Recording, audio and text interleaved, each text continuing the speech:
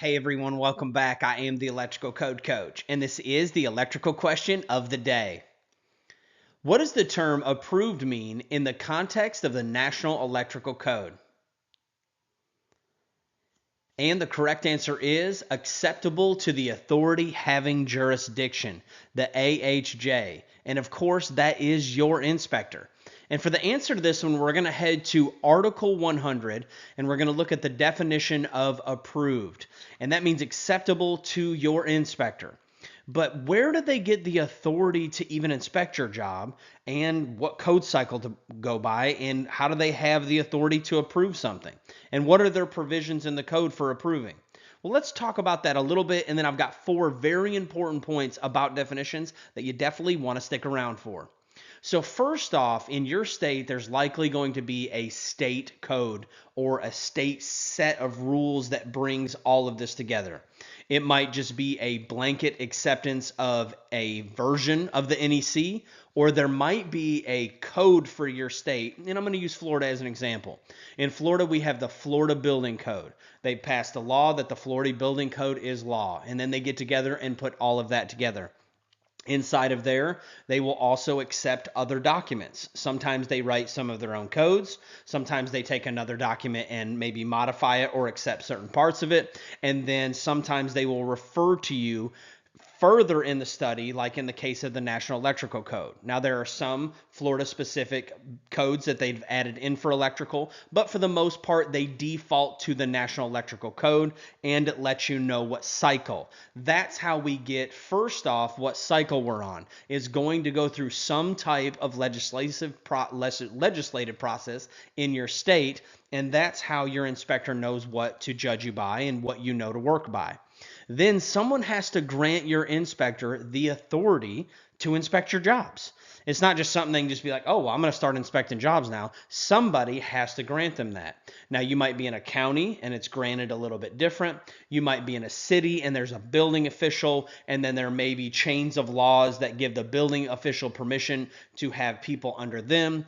Every state's a little bit different. Now that your inspector has a code to judge you by, and he's been granted the authority to be the authority having jurisdiction, he is now, or she is now, your inspector. And they have the ability to approve or disapprove your install. But they can't just do what they want. Although sometimes it feels that way when we're out in the field. I was an installer long before I was an inspector. And for every 1 ounce of code knowledge I have 3 ounces of field experience. But with that being said, your inspector can't just make things up. They have to do what's called getting there in the code. We got to go from here to there to there. They have to get there in the code. And it starts in your state most likely at the highest level, and then you work your way down to what code book you're in. This highest level said that we're allowed to use this code book to get there to do this, and then you find it in the book. Then at that point, your inspector is granted a certain amount of authority in interpreting that book, and they have their license on the line. But whether they approve or deny you, they better feel confident of where they found it in the code. In the NEC, there are some provisions for the inspector having the authority to approve something based on their opinion, or that they find suitable. Your state or local government may also grant them the power to look at an install a certain way and say, hey, I think it's okay, I think it's adequate, I think it's safe, I think it's okay. But they better feel confident in it enough if they ever got questioned that they're able to get there somehow. That's why you don't find your inspector just saying, it looks safe, don't worry about it, because they're guarding their license.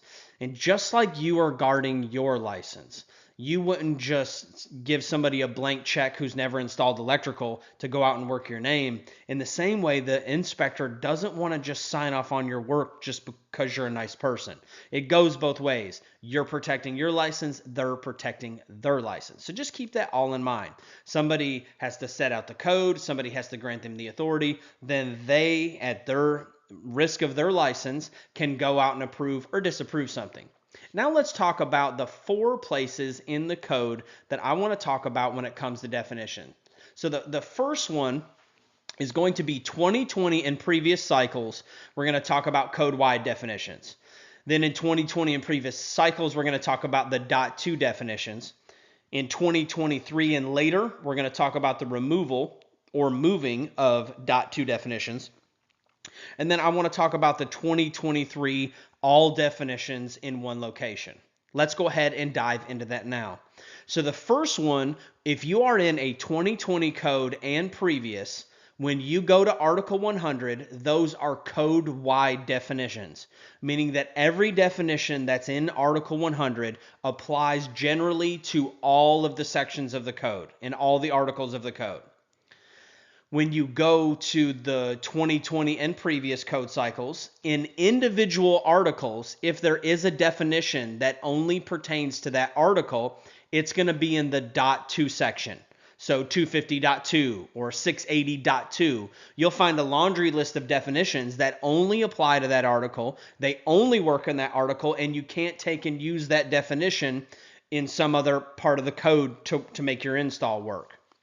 Or as an inspector, they can't use that definition to deny your install based off of that definition if they're using it incorrectly. And the reason definitions are so important is because they change the rules completely. If it's a laundry room by definition, then all the rules of the laundry room apply. If it is a dwelling unit by definition, then all of the code rules for dwelling units. That's why it's so important that you know and understand definitions, because it can completely change your install, not just on the NEC level, but also in all the other codes and perhaps in your local ordinance or state rules. Now let's talk about the 2023. They got rid of the .2 sections. This is 2023 and later. They got rid of the .2 definitions in each article. They're no longer there. They're using the .2 section for another reason. It might be refurbished equipment. I remember it briefly hearing it, but regardless for today, it is 2023 and later. The .2 definition is the .2 section is no longer for definitions. Now in the 2023, all of the definitions are in Article 100.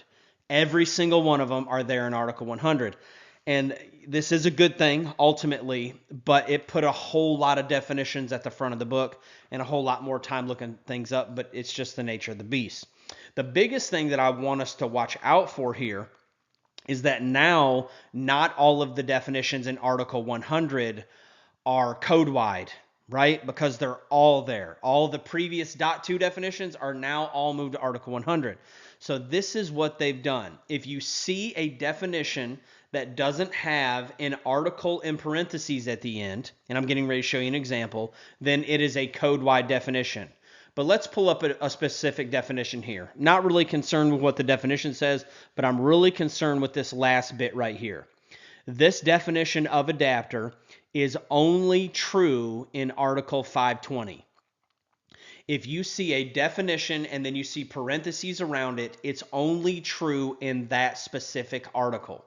Keep that in mind. If it doesn't have that parentheses in an article listed, then it is a code-wide definition. And in this case, this definition belongs to Code Making Panel 15, which really doesn't matter to us today. I am the Electrical Code Coach, and my bargain is that these videos will add value to you, and you will in turn add value to others. If there's anything you need from me, you can always email me at electricalcodecoach@gmail.com. If you are liking these videos, if you would hit the thumbs up button on this video, it would help. Also, if you want to subscribe and share with friends. So just remember, 2020 and previous, Article 100 definitions are code-wide. 2020 and previous, the .2 sections are in the specific articles. 2023 and later, they've removed the .2 definitions, moved them all to Article 100. And if you don't see an article in parentheses, it applies code-wide. If you do, it only applies to that code. I am the Electrical Code Coach. Let's go ahead and get to it.